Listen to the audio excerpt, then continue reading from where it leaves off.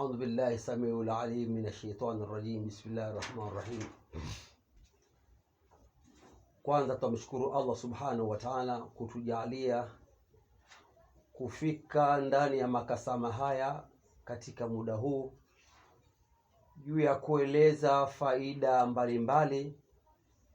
Miongoni mwa faida ambazo tulitoa katika vipindi vilivyopita ilikuwa ni faida ya surati al-Ikhlas, bimaana kul huwallahu ahad Allahu samad lam yalid wa lam yulad wa lam yakul lahu kufuwan. Leo hii tunaleta swala yake ambayo inataalaki na surati al-Ikhlas. Swala hii inakuwa ni swala ya raka 4. Ni swala ambazo zimefanyika miaka mingi sana kwa wanazuoni wakubwa ambao walikuwa wakiutafuta uchamungu, na kwa kupitia humu kwa kusimama sana usiku, basi Mwenyezi Mungu aliwaboraia na kuwafungua katika ulimwengu wa uwali. Kuna suna ya raka 4 ambayo inaoswaliwa kwa kutumia qul huwallahu 1002. Suna hizi kwa bahati watu wengi wa sharia hawaziswali hizi, kwa sababu sharia zao ndio hivyo tena, hazionyeshi sana.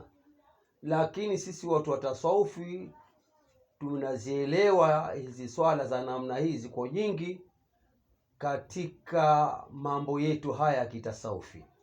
Kwanza mtu ataswali raka 2 na waitu swali sunati qadha al-haja. Ataswali raka ya kwanza atasoma alhamdu na kul huwallahu 102. Atarukuu, atasujudu, atapanda juu. Akipanda juu atasoma alhamdu na kul huwallahu 200. Kwa atarukuu, atainuka, atasujudu. Pale kwenye sijida atasema ya Rabbi, ataomba haja zake. Baada hapo atakaa atahiyatu, atafanya tahiyatu. Baada hapo atatafuta rakaa ya 3 na ya 4. Rakaa ya 3 atasoma alhamdu na qul huwallahu 300. Atarukuu. Baada hapo ataitidali, atakwenda kusujudu.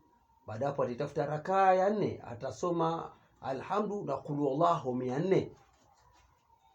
Atarukuu. Baada ya kurukuu ataitidali, atakwenda kwenye sijida.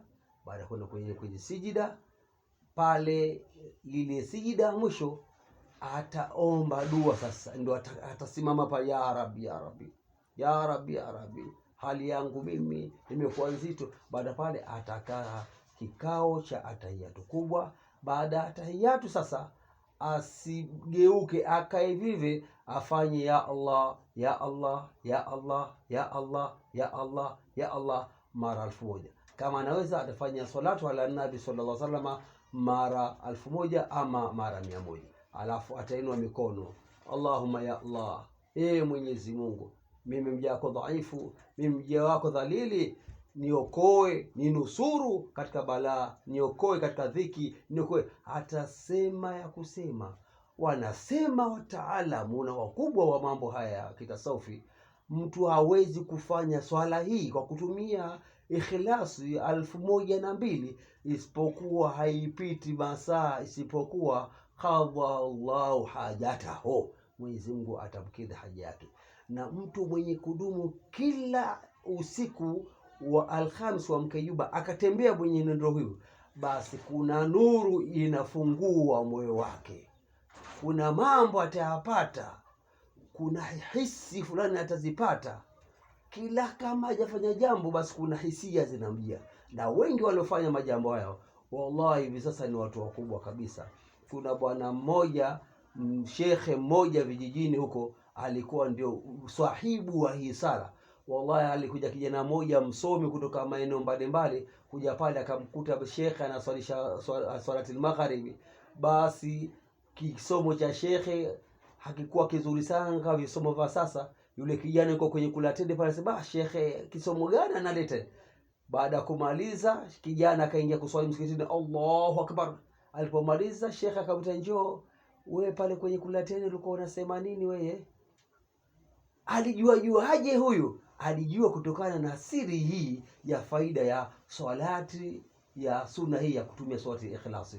Wabillahi tawfiq, akhikum fi din Sheikh Rashid Saadi wa Kiburu inshallah. Wa hadha, assalamu alaikum wa rahmatullahi wa barakatuh.